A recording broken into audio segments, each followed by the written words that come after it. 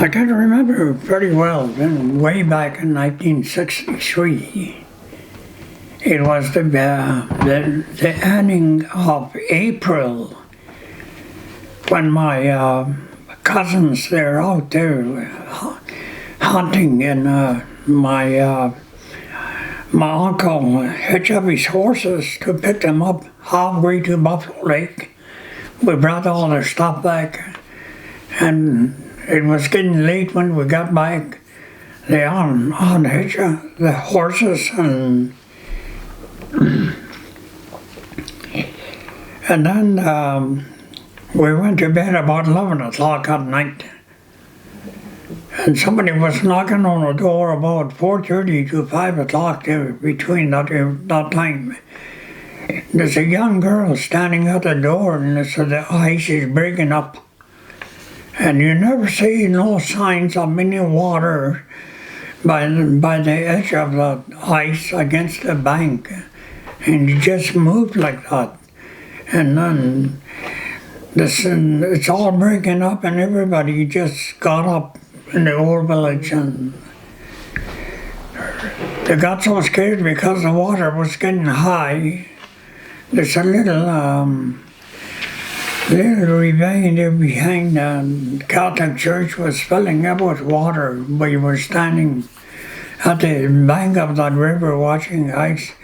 So we nearly got caught in that area. We got across just in time before that water got all over there and all over the bank.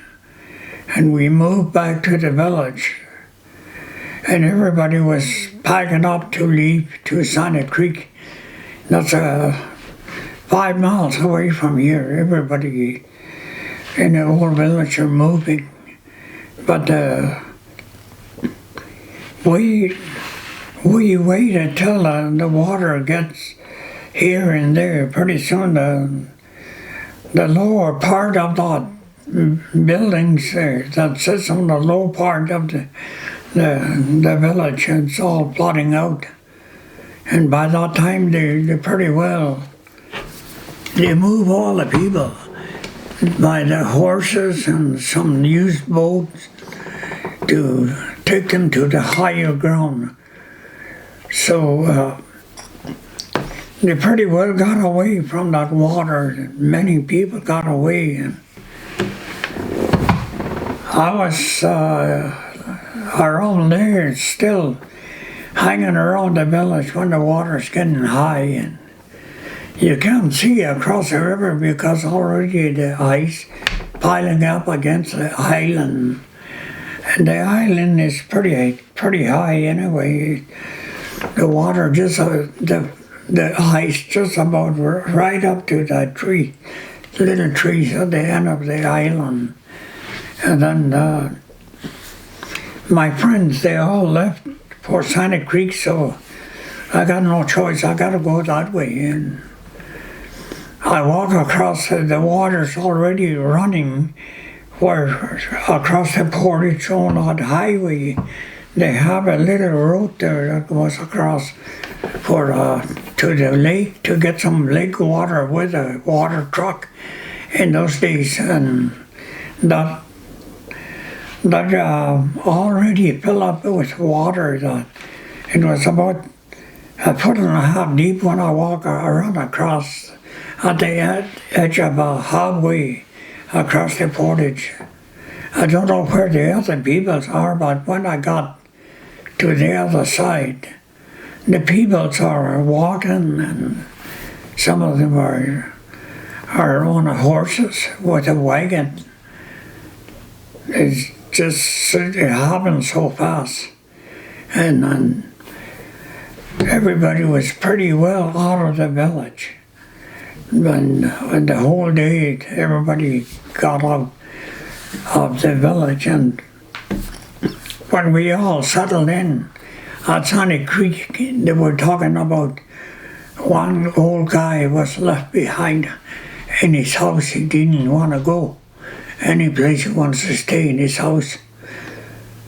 But anyway, we stayed one night, and the next day we pulled a boat to the edge of that water, and we start paddling in the river And some of the houses, just the roof part is sticking out. That's how high the water got. In some places, it flooded right out. But some places, it got higher ground, they didn't flood it out. I remember the Isaac's house, it didn't flood it out. That's where Alfred was staying there, and he looked after that water too. See how he's got a boat, so in case the water gets high, he can just take his boat and go to the edge of that water and go towards Santa Creek. So next day we paddled back to the village, and that's when we seen all these houses pretty well underwater and just pitiful. But we got to that old man's house, and my cousin jumped in the water, cold water, and pick him up. He was sitting on the stairway. He was halfway, he was sitting there.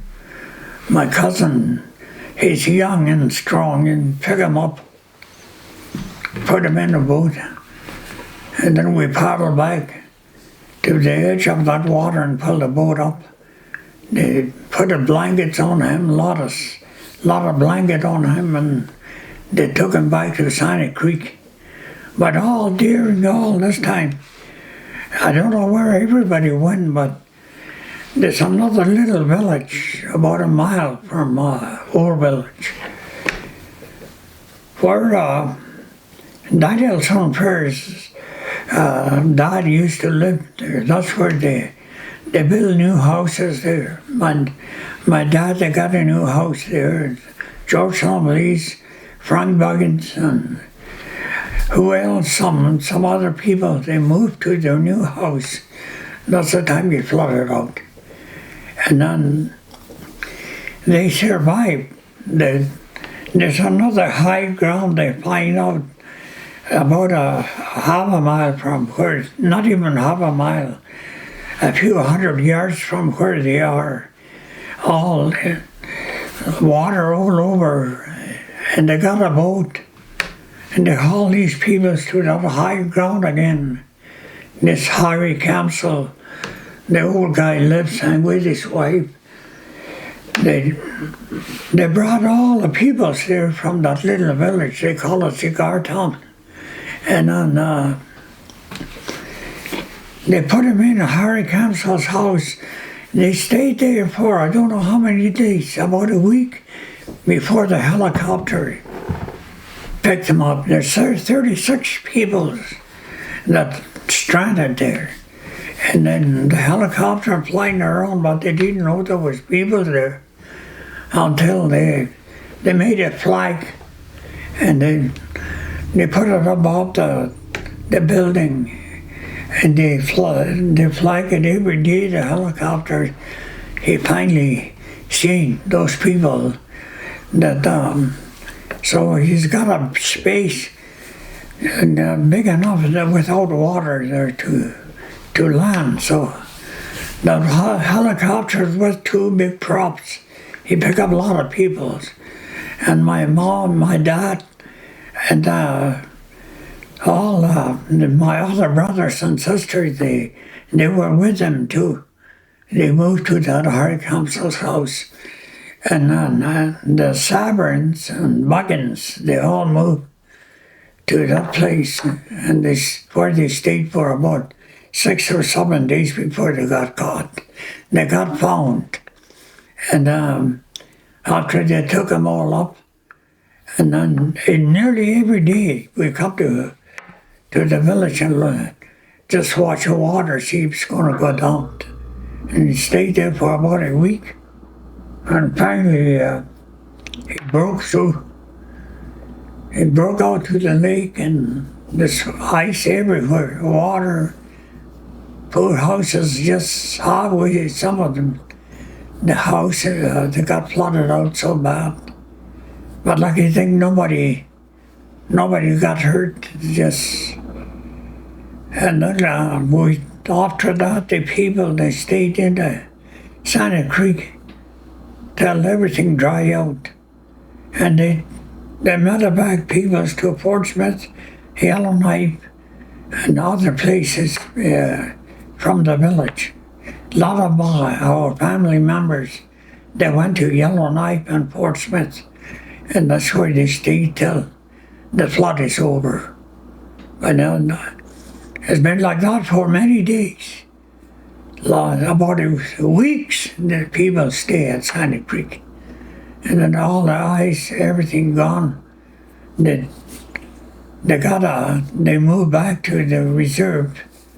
And the town got a lot of jobs for people from the reserve too, so we're cleaning up. And I never seen a flood like that before. You can't barely see that island, that Mission Island, because the ice got so high. And the water went so fast up on the land, they didn't even have time to get ready. Some of them they lost a lot of stuff. My uncle's house is just a roof sticking out. They got everything in the house and never took nothing. People like that, there's lots of people got everything happened to their house. But even our house is flooded out. It's high, but the water went in there. There's ice everywhere around the house. When the water went down again, and people just struggled so much.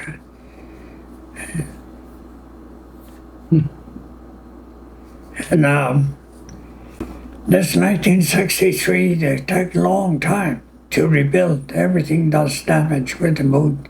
Some big barges out on the lake too. And things like this happened to town, and the church is flooded out in the old town.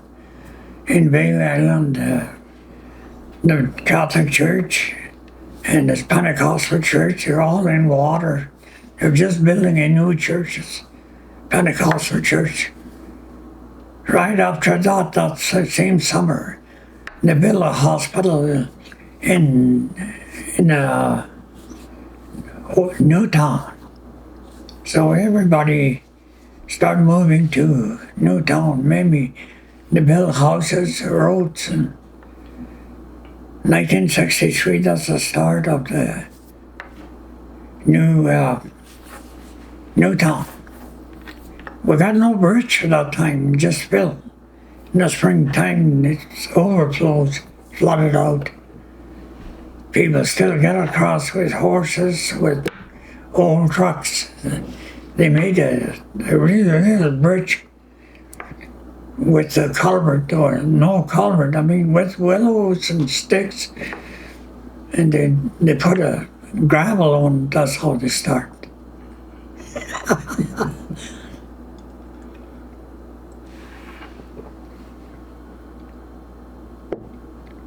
Some of the people that are still at Buffalo Lake, they never seen that flood.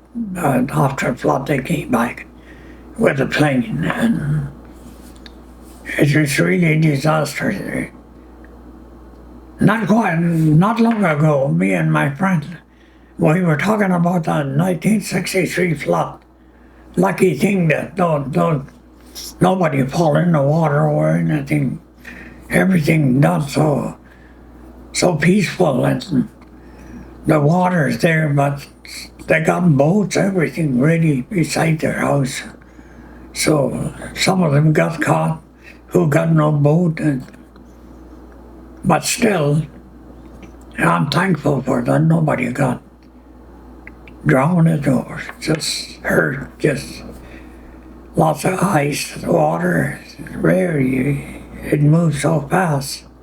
In 10 minutes, the bank was standing on, just about flooded out.